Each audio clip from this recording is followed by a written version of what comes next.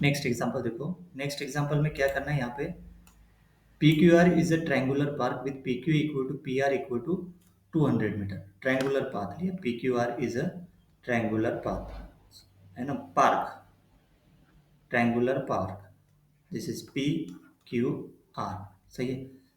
PQ equal to PR, मतलब PQ equal to ये distance और ये डिस्टेंस इक्वल है। सही है।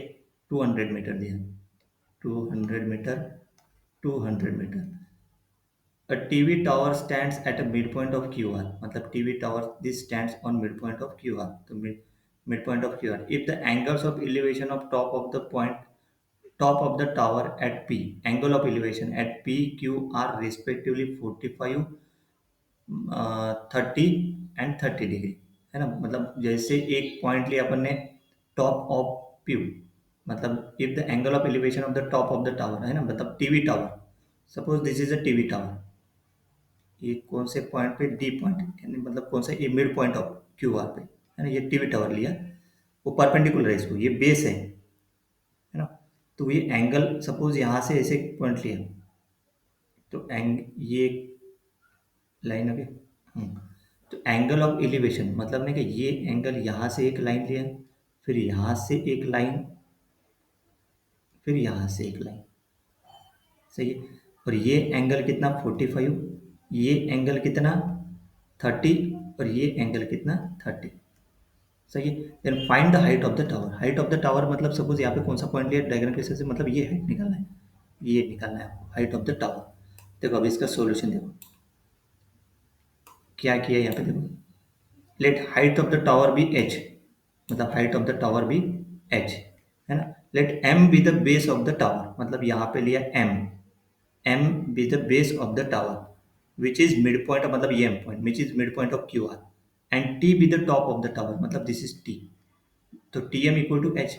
सही। Angle of elevation at P, तो angle of elevation at P देखो, the angle of elevation of top of the tower at T at P is given by 45 degree, मतलब ये एंगल हो गया 45 डिग्री। सही है, ये वाला एंगल। देन एट पी के साथ, then consider right angle triangle T M P, मतलब टी एम पी, क्योंकि राइट एंगल ट्रायंगल हो जाएगा ना वो। राइट एंगल ट्रायंगल मतलब ये जो ये ना टावर, मतलब ये एम एम के तरफ परपेंडिकुलर है, मतलब नहीं कि एम के तरफ बोलने का राइट एंगल ट्रायंगल। तो कंसिडर राइट एंगल ट्रायंगल क्या है, पी एम पी। कौन सा, T M P, where M is the base of the tower, P is a point of the ground, P is a point on the ground, P is a point on the ground, मतलब ये ground है, मतलब P Q are base है ना, Q point ground के ऊपर है, and T is the top of the tower, and the angle T M P is 90 degree, है ना। टी एम पी 90 डिग्री रहेगा, क्योंकि ये पी क्यू आर ग्राउंड है और टी टावर है, तो वो परपेंडिकुलर रहेगा, मतलब टी एम परपेंडिकुलर रहेगा पूरा पी क्यू आर को, बेस को। सही है। वो जो because the tower stands vertically, है ना, from the triangle T M P, देखो tan 45 डिग्री, मतलब ये 45 डिग्री दिया ना, सो tan 45 डिग्री मतलब इसका अपोजिट साइड क्या हो गया, T M, upon adjacent side क्या हो गया, एम पी, है ना। मतलब ट्रायंगल जो है, अभी ये जो सपोज ट्रायंगल है ना, वो ट्रायंगल ऐसे है, वो ये पॉइंट पी है, ये पॉइंट टी है, मतलब टावर उसका बेस एम है, मतलब यहाँ पे 90 डिग्री है, और यहाँ पे एंगल पी क्या है 45 डिग्री, तो tan 45 का था opposite side upon adjacent side, तो T M upon P M, देखो यहाँ पे, तो पी एम क्या हो गया H metre, H P M हो गया, पी एम मतलब पी एम इज एच, और ये ऑलरेडी एच दिए। सही है, तो ये भी एच आ गया। सही है, मतलब इन जनरल, ठीक है। Angle of elevation at Q, तो क्यू देखो, the angle of elevation at the top of the tower T at Q is 30 degree, मतलब नहीं कि कौन सा एंगल लेंगे क्यू के साथ, क्यू टी एम, मतलब देखो T M Q, T M Q मतलब देखो मैं नीचे लिख रहा हूँ, ये एंगल रहेगा, ये टावर का टी ऊपर, एम बेस, और ये की पॉइंट, और ये कितना दिया 30 डिग्री। सही है। तो देखो टी एम की मतलब दिस इज 90 डिग्री, वही लिखा देखो, Q is a point on the ground, T is the top of the tower, the angle of T M Q is 90 degree from triangle T M Q, tan 30 is opposite side, मतलब T M upon Q M, तो यहाँ से M Q क्या गया H root three, क्योंकि tan 30 क्या होता है 1/√3, tan 45 क्या था 1 आता है इसलिए। सही है। Then angle of elevation of R, अभी आर का मतलब नहीं कि ऐसे। सही है। एंगल ऑफ एलिवेशन ये टी एम, और ये पॉइंट आर दिया, देखो यहाँ पे देखो, ये देखो टी एम आर, ये आर पॉइंट, वो आर एंगल कितना दिया है, R angle again this is 30 degree.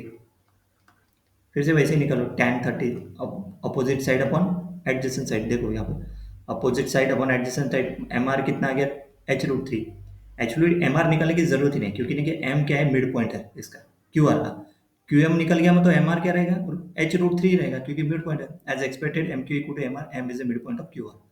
Using properties of triangle देखोगे, you are given PQR is a triangular park with PQ RQ equal to 200 meter. This means triangle PQR is a isosceles triangle.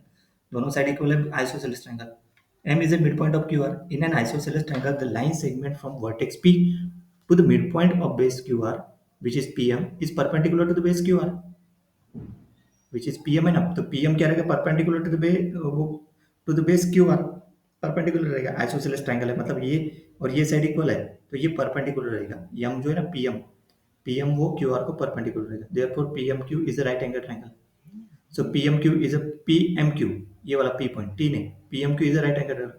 Apply Pythagoras का हम करेंगे तो PQ square मतलब अपने को height निकालना है, तो हाइट निकालने के लिए ना कि ये PQ डिस्टेंस चाहिए, मतलब PM डिस्टेंस चाहिए, तो PQ square equal to PM square plus MQ square होता है। तो PQ क्या है 2, ये PQ क्या है 200 मीटर।